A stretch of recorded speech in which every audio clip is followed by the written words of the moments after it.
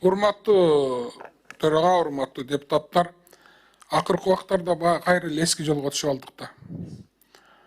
Урматтуу Садыр Нуркожоевич, мен сизге кайрылат элем. Кичине абайлаш керек болуп атат командаңыздан. Светтин баасын кайра алып келип атат, көбөйтүп. Бул коркунучтуу нерсе бул.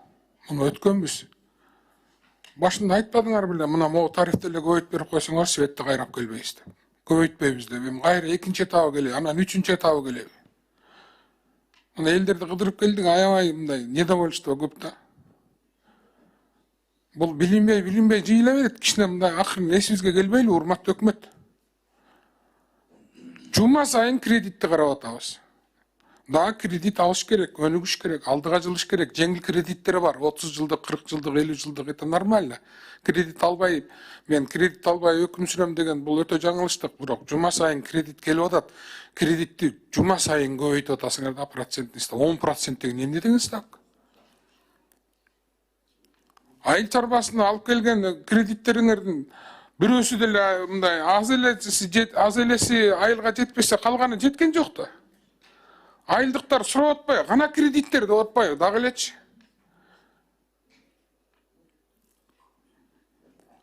Муну биз жеткизе албай атабызбы? Мына мисалы биздин андайды мындай частный банктар деле берет, урматтуу өкмөт. Мындай процент менен частный банктар деле берет. Биз Айыл банкты, Керемет банкты, РСК банкты кармап эмне кылабыз анда? Булар силер берген указание менен иштешет да. 3%тен деп берип аткандан кийин эмне өтө кыйын болуп баратса, 1,5-1% мындай ылдыйлатыш керек да. Анда жоюп эле салбайлыбы мамлекеттик банктардын элге пайдасы жок болсо. Элдер айтып атат, качан биз алабыз, качан? Илгери бир акын айтты эле Казакстанда. Нурсултан, губернаторуң жеп атат, министриң жеп атат, акимиң жеп атат, мен качан жейм депчи. Эл айтып атат, кредиттер келип алатат, биз качан жейбиз дейт. Биз качан алабыз дейт. Ушуну токтотпойлубу кичине өкмөт? Минфин. Мындай бир конкретный программа, конкретный сел менен бербейлиби кредиттерди 30. Кээде өкмөт деген өзүнүн мындай ала турган прибыльдарынан отказ кылыш керек да эл үчүн. Карапайым элдин жашоосу оңолмоюнча биз деген моякта миллиардты чачсак да эчтеке болбойт, баары бир эскиге келет.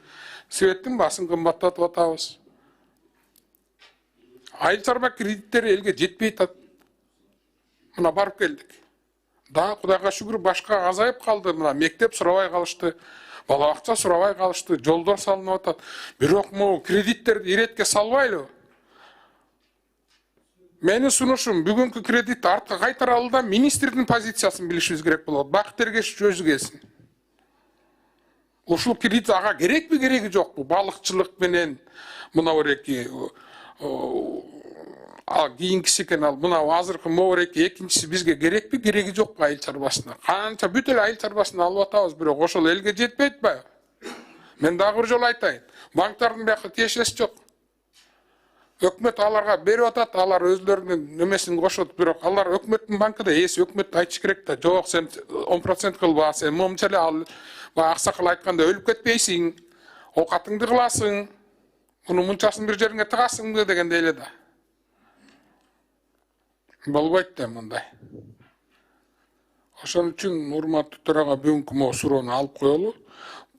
Мына айтып атпайбы Минфин? Банк менен сүйлөшсөк дагы 1%, 2%га түшүшү мүмкүн деп. Демек, булар эмне үчүн башынан сүйлөшүп келишпейт? Өтүнүч Минфин силерден сураныч. Өзүңөр башынан туура эмес сүйлөп алдыңар. Биз кармап алдык силерди. Азыр баргыла дагы эмки окууга чейин дагы 8-10%тен ылдый, 5-тен ылдый түшүрүп 3,5-4 кылып келгиле.